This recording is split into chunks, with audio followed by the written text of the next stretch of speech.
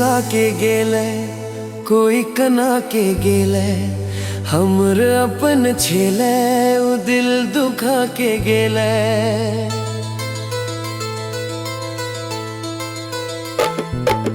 कोई हंसा के गेले कोई कना के गेले, हमर अपन छेले उ दिल दुखा के गेले। रात भर जगली हम नींद से कन छेली, उसको हमर आँख से चुरा लगेले।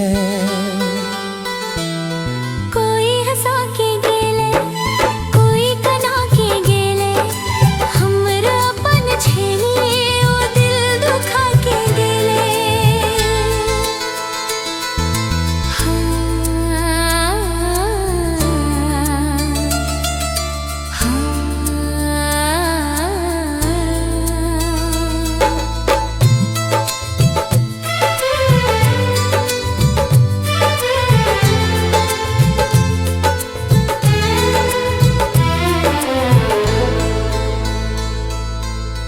हमर कसूर की छेल जे सजा द देली, बिना हमरा कहीं जुदा का देली।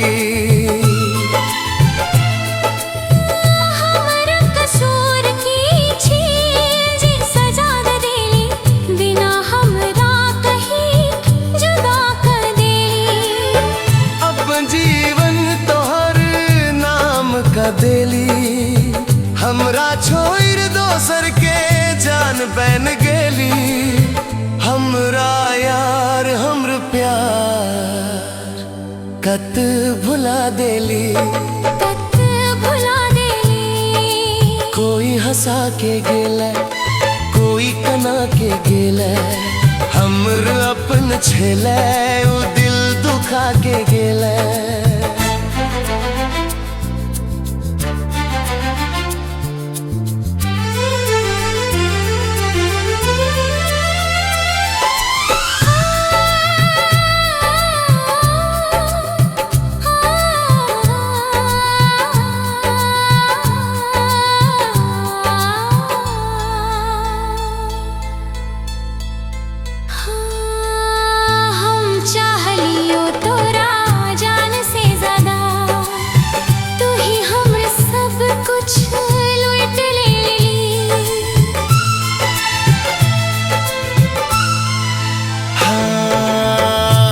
चाह लियो तोरा जान से ज्यादा, तू ही हम सब कुछ इट ले ली।